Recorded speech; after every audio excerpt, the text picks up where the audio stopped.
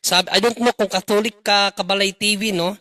I don't know kung Catholic ka or Protestant, pero itong sinabi mo na what proves that there is God? The existence of God cannot be proven by the use of reason, but only by the use of faith. The use of faith shows that there is a God, therefore God exists. That is a fallacious statement, kapatid. No, hindi yan ang turo ng simbahan. That's why I told na I don't know kung Katoliko ka ba o hindi. Kasi kung Katoliko ka, hindi dapat ganyan ang arguments mo. Dahil ang Katoliko ay naniniwala na ang Diyos ay makikilala by human reason. Okay? Isa po yan sa turo ng simbahan. Actually, yung ganitong statement, kapatid, ina-anatomize ng simbahan yan. Bubuksan natin yung reference natin dito, para hindi tayo maligaw, kapatid, no? Ito ay para malaman natin ano ang turo talaga ng simbahan.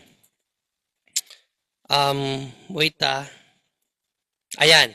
Sa Fundamentals of Catholic Dogma, sa Fundamentals of Catholic Dogma, anong sabi dito?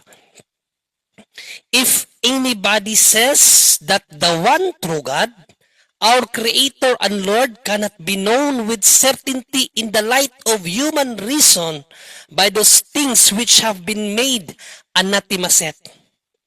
So, yung statement mo na hindi nakikilala ang Diyos sa pamamagitan ng human reason, that is condemned by the church, kapatid. Ano bang teaching kasi ng simbahan? Itong teaching ng simbahan, de fide yan. No, de fide. Pag sinabi mong de fide, cannot be changed. Kahit Pope, hindi niya pwedeng baguhin ang aral na ito. Ano ang dogma natin? God, our Creator and Lord, can be known with certainty by the natural light of reason from created things. Kung sabaga, kahit sa mga bagay na ating nakikita, kapatid, no, sa mga bagay na ating nakikita, may reason na nabubuo sa ating mind. Doon makikilala na natin ang Diyos, hindi sa pananampalataya lang. In Romans 1:20, yan ang sinabi ni St. Paul. No, in Romans 1:20, na dahil sa, basahin natin ng Romans 1:20, anong sinabi ni St. Paul dito? Romans 1:20. Kaya hindi hiwalay ang human reason sa creation ni God.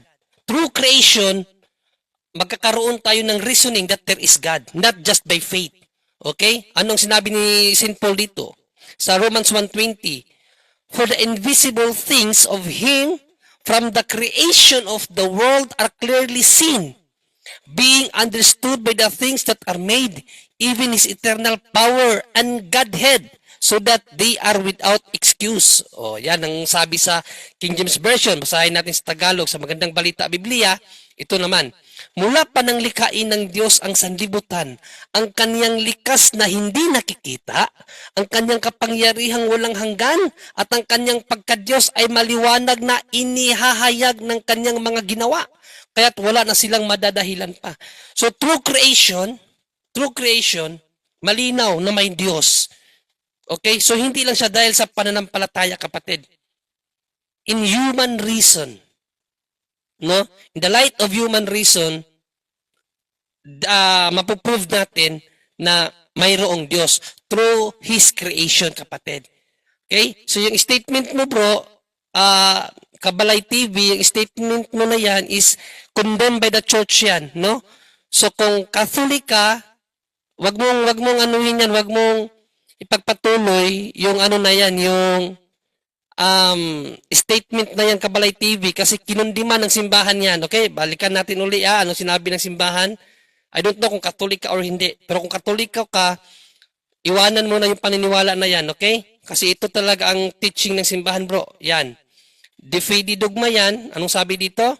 God, our Creator and Lord, can be known with certainty by the natural light of reason from created things. Yan, Romans 1:20. Tapos, ang nagsasabi na hindi makikilala ang Diyos sa pamamagitan ng reason, ano ang sinabi ng simbahan?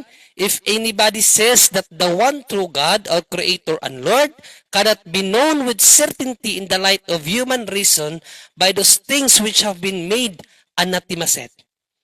So, it was already condemned by the church, kapatid, kaya iwanan mo na yung paniniwala na iyan na hindi nakikilala ang Diyos through human reason. Okay? Kasi hindi ang turo ng simbahan. Okay, Berjando? Okay, wait lang muna ha. May search pa ako dito kasi may tanong muna ibibigay ako dito. Meron muna ako tanong na ibibigay dito. Ang sabi sa tanong dito kasi is from Inog, bro, paano ba i-download sa CP yung Bible? Salamat. Pero John Lee, paano mo din-download yung Bible mo? Anong download? Ay, itong ginagamit kong Bible? Oo. Yes, mag-download kayo, libre po 'yan, free po 'yan. Anong app yan? Anong app? The Show, The Bible Show. The Bible Show, yan. The Bible Show. Oo, libre po 'yan mga kapatid, wala pong bayad 'yan. So the Bible Show.